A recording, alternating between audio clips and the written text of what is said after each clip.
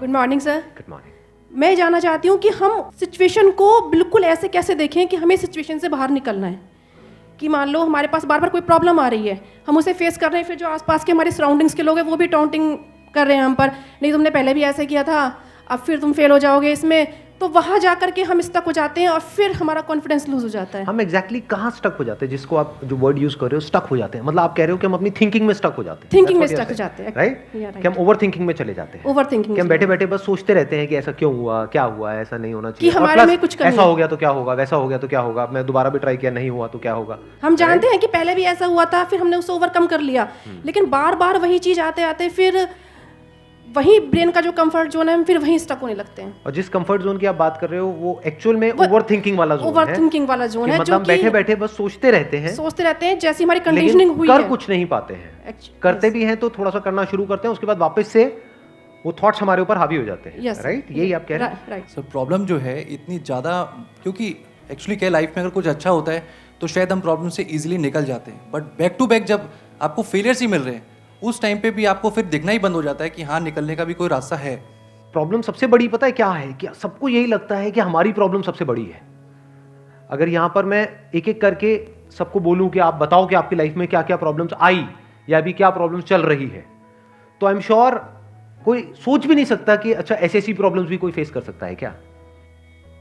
तो इन प्रॉब्लम्स के बावजूद भी कुछ लोग आगे बढ़ पाते हैं, कुछ नहीं बढ़ पाते हैं। That is the big question कि एग्जैक्टली हम स्टक कहां पर होते हैं। क्या हम एक्चुअल में लाइफ में प्रॉब्लम्स में फंसते हैं या उन प्रॉब्लम्स को लेकर के जो हमारी थिंकिंग है वहां फंसते हैं। सबसे पहले ये चीज हमको क्लियर होना चाहिए।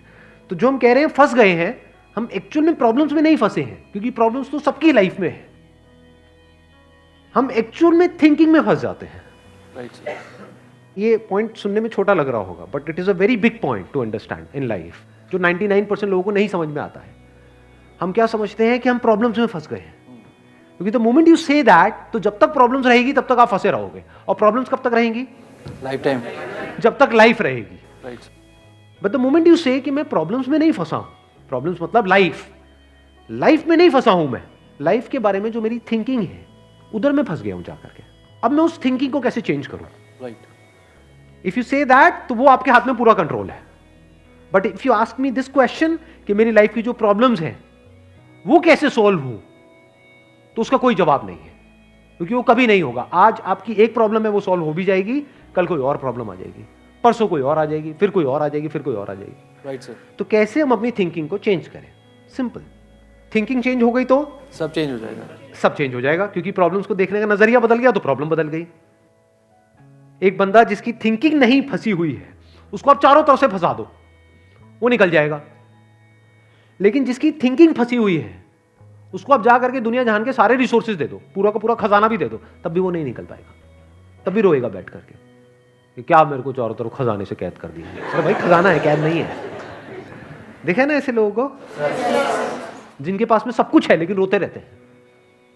तो सब कुछ मिलना इज नॉट अ सॉल्यूशन। जिनकी लाइफ में कोई प्रॉब्लम नहीं है वो भी रो रहे हैं। सो अब आता है कि इसका सॉल्यूशन क्या है, कि we are stuck in our thought process, how to get out of it.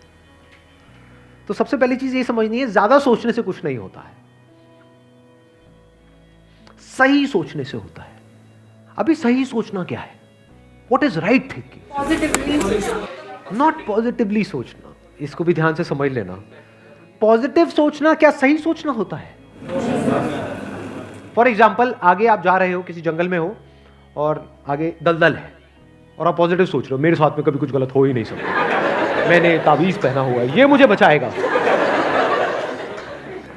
बहुत लोग हैं बहुत पॉजिटिव है लाइफ को लेकर के, बट क्या उनकी सोच सही है? अभी सही सोचना क्या है? सर, मेरे हिसाब से मतलब इंटेलिजेंसी से सोचना, कि मतलब कुछ ऐसा सोचे कि आगे जाके हमें कोई हानि ना हो, कि एक इंटेलिजेंट माइंड से सोचे। अभी इंटेलिजेंट क्या है और फूलिश क्या है?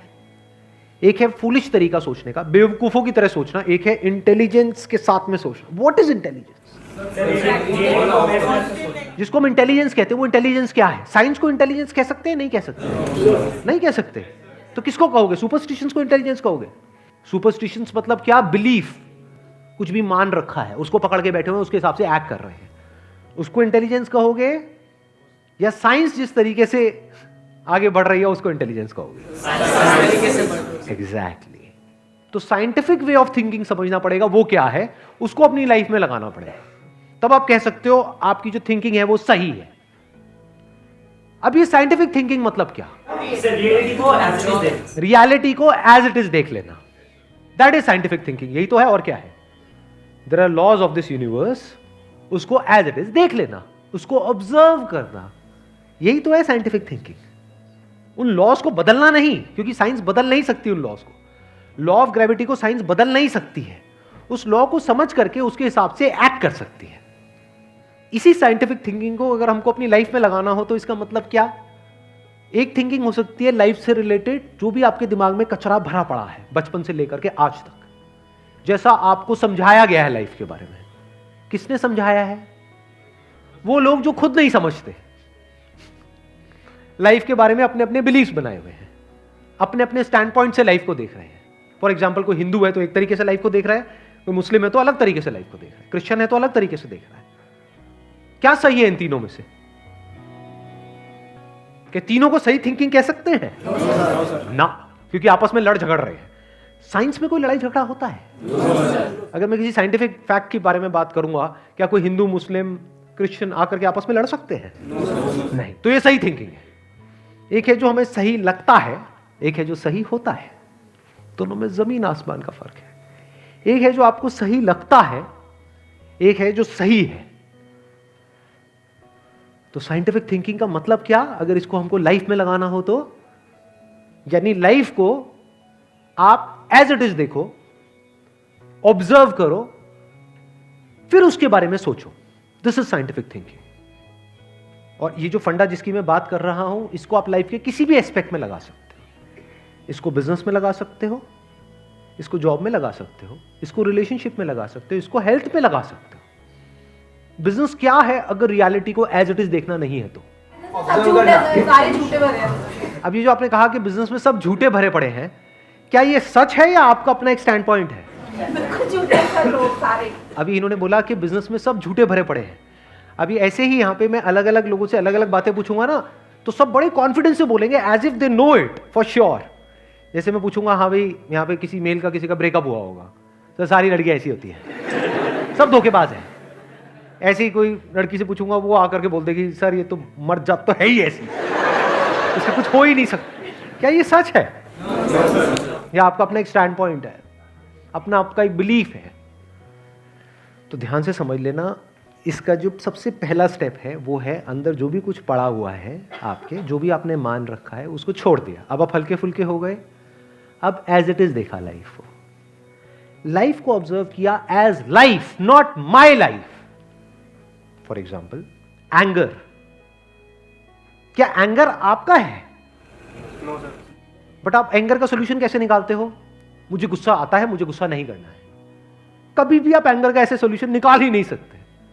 सिर्फ आपको आता है गुस्सा या सबको आता है? सबको आता है। तो क्या एंगर सिर्फ आपकी प्रॉब्लम है या एंगर एक लाइफ की प्रॉब्लम है? Fear, if you can look at fear, not your fear और माई फियर, फियर डर है ना, वो डर क्या है? Can you look at it?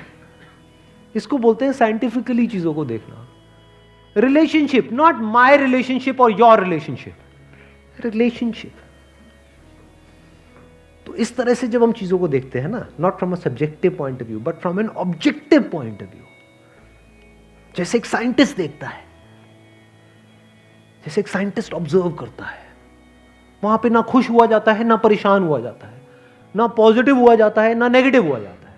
This positive and negative is your stand point, is a subjective point of view.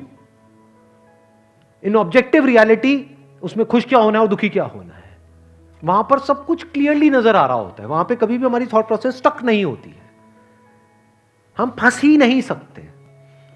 Beliefs में आप गारंटेड फंसोगे, शॉर्ट टर्म में वो अच्छे लग रहे होते हैं क्योंकि वहां पे कंफर्ट मिलता है। जो भी हमने मान रखा है अगर उसको पकड़ करके हम बैठे रहें और उसमें गोल गोल घूमते रहें तो बड़ा कंफर्ट मिलता है, लेकिन आगे जाकर के वो हमको फंसा देता है, एंटैंगल्ड कर देता है। बट जो रियलिटी है वो धीरे धीरे आपको आजाद करती रहती है, जितना आप रियलिटी को समझ जाते हो उस लेवल तक। यानी कि अगर इसको मैं पूरा समअप करूं जो भी मैंने अब तक कहा है उसको, ये सेशन शुरू कहाँ से हुआ था? फेलियर से हुआ था कि एक के बाद एक हमने लाइफ में बहुत सारे फेलियर्स फेस करे हैं। तो अब अपने फेलियर्स को ऑब्जर्व मत करो, अपने को बीच में से हटा दो, ऑब्जर्व करो ये जो फेलियर्स हैं ये क्या है। तो you will start seeing the nature of those failures, you will start seeing the causes of those failures. For example मेरी लाइफ है, अगर मेरे को उसको ऑब्जर्व करना है, दो तरीके हो सकते हैं। एक ये, अब मैं अपनी लाइफ में थोड़ा सजा रहा हूं जिससे कि आप उसको रिलेट कर सको। मैंने पास में कुछ गलतियां करी, बहुत बड़ी बड़ी गलतियां करी, मेजर लॉसेस हुए। तो एक एंगल तो ये हो सकता है मैं ऐसा कैसे कर सकता हूं। दूसरा ये है कि मैं ऑब्जर्व करूं कि एग्जैक्टली वो गलती क्या थी और उसका कॉज क्या था। तो वो दिख जाता है, अच्छा उस टाइम पे वो ग्रीड बहुत ज्यादा हावी हुई पड़ी थी। अच्छा ग्रीड क्यों हावी हुई पड़ी थी, इतना लालच क्यों आया हुआ था कि हाँ ये करना है, ये करना है, ये करना है, ये क्यों आया हुआ था? और ये बचपन से ऐसी कंडीशनिंग हुई पड़ी थी, बचपन से घर में यही सारी बातें सुनी थी। तो इसलिए I was acting out of that information जो मेरे अंदर फीडेड थी, and that was not correct information. वो सारी इंफॉर्मेशन गलत थी, जिसकी वजह से मैंने जल्दी से एक्ट किया, बिना सोचे समझे, बिना सही थिंकिंग के एक्ट कर दिया, उस वजह से जाकर के फंस गया। तो मुझे उस बंदे ने नहीं फंसाया, मैं खुद फंसा अपने लालच की वजह से। तो अब ये क्लियर हो रहा है हम कैसे देखते हैं।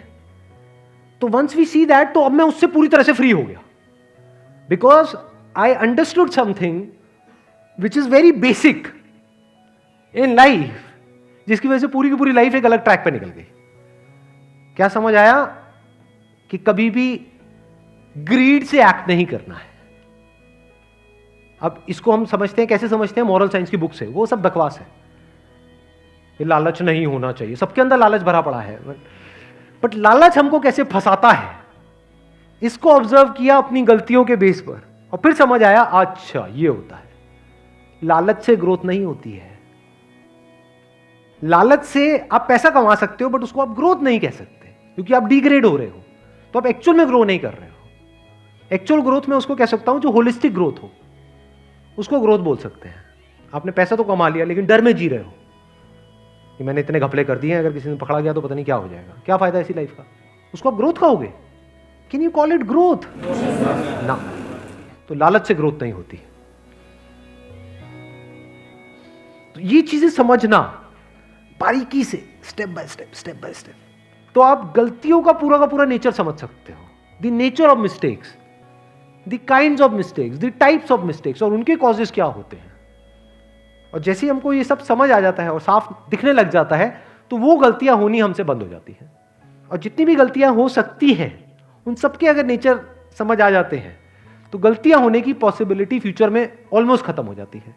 प्लस जब समझ आ गई है उसकी रियलिटी, तो वहां पे ओवर थिंकिंग के लिए जगह नहीं होती है, अपन थिंकिंग में स्टक नहीं होते हैं। Wish you all the very best, thank you so much for coming.